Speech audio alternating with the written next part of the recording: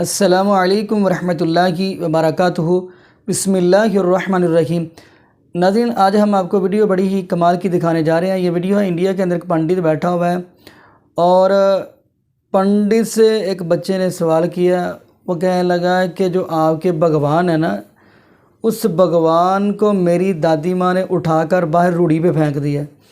کہتی ہے کہ جب یہ کچھ کر نہیں سکتے ہمیں کیا فائدہ، تو اس کو باہر پھینک دیا تو مجھے اس چیز کا اچھا نہیں لگا۔ تو آئیے ناظرین آخر اس بچے کا سوال سنتے ہیں اور پنڈت کا چہرہ دیکھتے ہیں اور پنڈت کا غصہ بھی دیکھتے ہیں، اور ساتھ ہی ہم آپ کو ذاکر نائک حافظہ اللہ تعالیٰ کی ویڈیو دکھاتے ہیں۔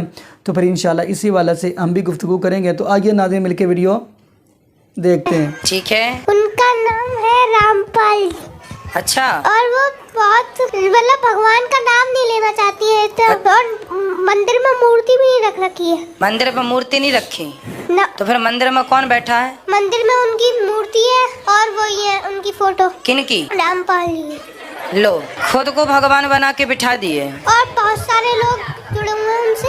تو آپ نہ ان کو سمجھانا کہ میاں بھگوان شریمن نارائن کو بٹھا لو، بھگوان کرشن کو بٹھا لو۔ ایسے ہی لوگوں کی بدھی بھرشٹ ہو جاتی ہے۔ غلط سنگت میں پڑنے سے یہ پرینام ہوتا ہے کہ جو پہلے کی پوجا پاٹ تھی وہ اور چھوڑ کے بیٹھے ہیں گھر میں، بھگوان کو اور مندر سے نکال کے باہر کر دیا۔ یہ تو ناستکتا آ گئی۔ پھر سمجھاؤ کہ بھگوان کے بھجن کے بنا کسی کی گتی نہیں ہے، ٹھیک ہے؟ وہ کہتی ہے ہمارے پوری بیڑا پار کر دیں گے۔ کون بیڑا پار کر دے گا؟ ہمارے وہ گرو، وہ اپنا خود کا ہی تو کر لیں پہلے۔ وہ کہتے ہیں کہ وہ پورے آپ سنسارک گیان دے رہے ہیں، وہ اوپر کا گیان دے رہے ہیں۔ اور کتنے اوپر کا گیان چاہیے؟ بھگوان شریمن نارائن سے کون اوپر ہے؟ ہم مسلمان صرف یہ نہیں مانتے کہ خدا ایک ہے، یہ کافی نہیں۔ مونوتھیزم کے معنی خدا ایک ہے، یہ ماننا کافی نہیں۔ ہم مسلمان مانتے ہیں توحید میں۔ توحید آتا ہے عربی لفظ وحدہ سے، مطلب یونیفیکیشن، مطلب وحدانیت، ٹو یونائٹ، ٹو کنسالیڈیٹ۔ صرف ایک خدا میں ماننا کافی نہیں ہے۔ اسلام میں توحید میں ماننا فرض ہے، اور توحید کے 3 قسمیں ہیں۔ پہلا ہے توحید ربوبیہ، دوسرا ہے توحید الاسماء و صفات، اور تیسرا ہے توحید العبادہ۔ پہلی قسم ہے توحید ربوبیہ، مطلب ساری کائنات کا رب ایک ہے، اور جتنی بھی چیزیں کائنات میں ہیں ساری چیزوں کو ضرورت ہے اس رب کی، لیکن اس رب کو کوئی بھی چیز کی ضرورت نہیں۔ Everything is dependent on ہم، but he is independent of anything and everything in this world. اسے کہتے ہیں توحید ربوبیہ۔ ہم مانتے ہیں کہ ہمارا خالق، ہمارا رب، ہمارا پالنے والا صرف ایک ہی رب ہے، اور ساری چیزیں جو کائنات میں ہیں ان کو ضرورت ہے اس رب کی، اور اس رب کو ہماری ضرورت نہیں۔ کوئی بھی چیز کائنات میں اس کو ضرورت نہیں۔ دوسری قسم ہے توحید الاسماء و صفات، مطلب خدا، اللہ کی صفات اور اللہ کے نام۔ اس توحید الاسماء و صفات کے 5 نقطے ہیں۔ پہلا نقطہ ہے کہ اللہ کو اس طریقے سے ڈسکرائب کرنا چاہیے، جب اللہ کے بارے میں آپ کہتے ہیں تو اس طریقے سے کہو جس طریقے سے اللہ اور اللہ کے رسول نے کہا۔ ہم اپنے دماغ سے اللہ کو ڈسکرائب نہیں کر سکتے۔ جس طریقے سے اللہ اور اللہ کے رسول محمد صلی اللہ علیہ وسلم نے اللہ کے بارے میں ذکر کرا، اسی طریقے سے ہم کہہ سکتے۔ ہم اپنے دماغ سے اللہ کو ڈسکرائب نہیں کر سکتے۔ دوسرا نقطہ، اللہ کی صفات وہی ہے جو اللہ نے اپنے آپ کو کہا یا اللہ کے رسول نے کہا۔ آپ اپنے آپ اللہ کو صفات نہیں دے سکتے۔ مثال کے طور پہ قرآن میں لکھا ہے کہ اللہ کو غصہ آتا ہے۔ ہم یہ نہیں کہہ سکتے اللہ کی صفات الغاضب، غصہ ہونے والا۔ اللہ غصہ ہوتا ہے، لیکن اللہ یا اللہ کے رسول نے کبھی بھی نہیں کہا کہ اللہ کی صفات ہے غصہ ہونے والا، الغاضب۔ غلط ہے۔ صرف وہ صفات دینا چاہیے جو اللہ اور اللہ کے رسول نے دی۔ اللہ اور اللہ کے رسول نے جو نام اللہ کو دیا ہے صرف اس سے ہم پکار سکتے ہیں۔ تیسرا نقطہ، جو اللہ کی مخلوقات کی صفات ہے وہ ہم اللہ کو نہیں دے سکتے۔ ہم یہ نہیں کہہ سکتے کہ اللہ سبحانہ و تعالی جھوٹ بولتا ہے. جھوٹ بولنا انسان کی صفت ہے. ہم یہ نہیں کہہ سکتے کہ اللہ سبحانہ و تعالی بھول گیا. بھولنا اللہ کے مخلوق انسان کی صفت ہے. چوتھا نقطہ، اللہ کی صفات آپ اس کے مخلوقات کو نہیں دیکھ سکتے. جو اللہ کی صفات ہے، جو انسان ہے یا مخلوقات ہے، اس کو آپ نہیں دیکھ سکتے. آپ نہیں کہہ سکتے کہ میں جانتا ہوں ایک انسان جو لافانی ہے. لافانی اللہ کی صفات میں سے ہے. انسان لافانی ہو ہی نہیں سکتا. اور پانچواں نقطہ ہے کہ اللہ کا نام کسی انسان کو آپ نہیں دے سکتے. اگر دینا چاہتے ہیں اس کے آگے عبد لگانا ضروری ہے. مثال کے طور پہ آپ کسی انسان کو اللہ نہیں کہہ سکتے. کہنا ہے تو عبداللہ کہہ سکتے، اللہ کا عبد، اللہ کا بندہ. رحمان نہیں کہہ سکتے، عبد الرحمن کہہ سکتے کہ رحمان کا بندہ. اور آپ عبد کسی انسان کے آگے نہیں کر سکتے. آپ نہیں کہہ سکتے عبد الرسول، یہ غلط ہے. عبد بندہ صرف اللہ کا ہو سکتا ہے انسان. یہ 5 نقطے ہیں توحید الاسماء و صفات کے. توحید کی تیسری قسم ہے توحید العبادہ. مطلب ہم میں صرف عبادت اللہ کی کرنا چاہیے، اس کے علاوہ کسی اور کی عبادت نہیں کرنا چاہیے. آپ اللہ کو رب مانتے، اللہ کو اچھے نام سے پکارتے، اچھے صفات دیتے، لیکن اللہ کے ساتھ کسی اور کو شریک کرے، کسی اور کی عبادت کرے تو یہ توحید العبادہ کے خلاف ہے. عبادت صرف اللہ کی ہونا چاہیے. اللہ کے علاوہ کسی اور کی عبادت کرے تو یہ توحید کے خلاف ہے. اسی لیے قرآن مجید میں لکھا ہے سورہ یونس میں سورہ نمبر 10 آیت نمبر 31 میں کہا جاتا ہے مشرکوں کے بارے میں.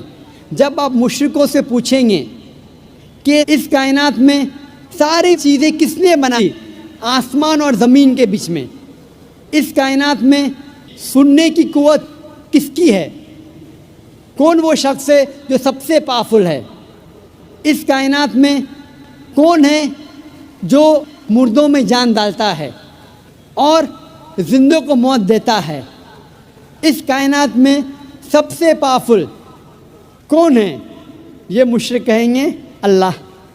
پھر آپ اللہ کے ساتھ دوسروں کو شریک کیوں کرتے؟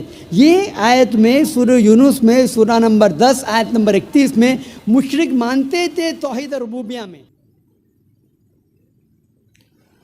جی ناظرین، آپ نے یہ ویڈیو ملاحظہ فرمائی تو ماشاءاللہ ذاکر نے ایک حافظہ اللہ نے بڑی ہی کمال کی گفتگو کی ہے. تو ناظرین اسی حوالے سے میں آپ کو ایک واقعہ سنانا چاہتا ہوں. نبی پاک صلی اللہ علیہ وسلم کے صحابی حضرت عمر بن جموح رضی اللہ تعالی عنہ اسلام سے قبل، یعنی ابھی انہوں نے اسلام قبول نہیں کیا تھا، اس سے قبل ان کے 3 بیٹے یعنی معوذ، معاذ اور خلاد رضی اللہ تعالی عنہم، یہ نبی پاک کے صحابی مصعب بن عمیر رضی اللہ تعالی عنہ کے کہنے پہ اس کے تینوں بیٹے نے اسلام قبول کر لیا. اب وہ بیٹوں کے پیچھے لگ کے ماں ہند انہوں نے بھی اسلام قبول کر لیا. اب ان کو فکر لگی ہوئی تھی کہ ہمارا باپ جو ہے وہ بتوں کی پوجا کر رہے ہیں، کیسے باپ کو ہٹایا جائے. انہوں نے کیا کیا، ان کے باپ یعنی عمر بن جموح انہوں نے ایک خوبصورت سا لکڑی کا بت بنا کر رکھا ہوا تھا اور اس کی پوجا کیا کرتے تھے. تو انہوں کے بیٹوں نے، تینوں بیٹوں نے مل کے کیا کیا، رات جب ان کا باپ عمر بن جموح سو گئے تو اس بت کو اٹھا کر، جس کی وہ پوجا کر، اٹھا کر رات کے اندھیرے میں جا کر ایک گٹر کے اندر پھینک دیا. اور جب صبح ہوئی باپ اٹھا تو جا کے کہ میں اس کی پوجا کرتا ہوں، دیکھا وہ غائب تھا، نظر نہ آیا. تو ڈھونڈتے ڈھونڈتے وہ گٹر کے پاس پہنچا تو وہاں سے نکالا، پھر اس کو دھویا، پھر صاف کیا، صاف کر کے پھر وہاں پہ رکھ دیا. تو دوسری رات پھر بیٹوں نے ایسا ہی کیا تو وہ پھر ڈھونڈتے ڈھونڈتے وہاں سے گٹروں سے اٹھا کے لیا گٹر سے.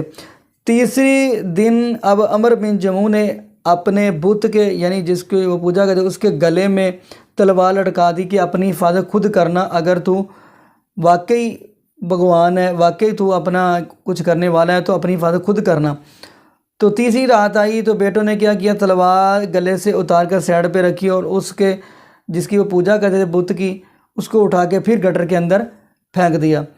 اب وہ جا کے دیکھا تو وہ پھر عمر بن جموح فرمانے لگے جو اپنی حفاظت خود نہیں کر سکتا، جو اپنی حفاظت خود نہیں کر سکتا، جو کچھ کر نہیں سکتا، جو بول نہیں سکتا، وہ میری حفاظت کیا کرے گا؟ پھر عمر بن جموح نے اس کو وہاں پہ چھوڑ کر پھر دارِ اسلام میں داخل ہوئے۔ تو ناظرین میں ان پہ بھی حیران ہوں کہ یہ مورتیاں بنا کے ان کو پوج رہے ہیں، اور جیسے بچے نے کہا کہ میری دادی ماں نے باہر پھینک دیا، تو جب کچھ کرنا ہی نہیں ہے ایسے خود ہی بنا کے خود ہی پوجنا، آخر وہ کیا کر سکتے ہیں؟ نہ بول سکتے ہیں، نہ مانگ سکتے ہیں، نہ کچھ کہہ سکتے، جب کچھ کرنا ہی تو کیا فائدہ ان کا؟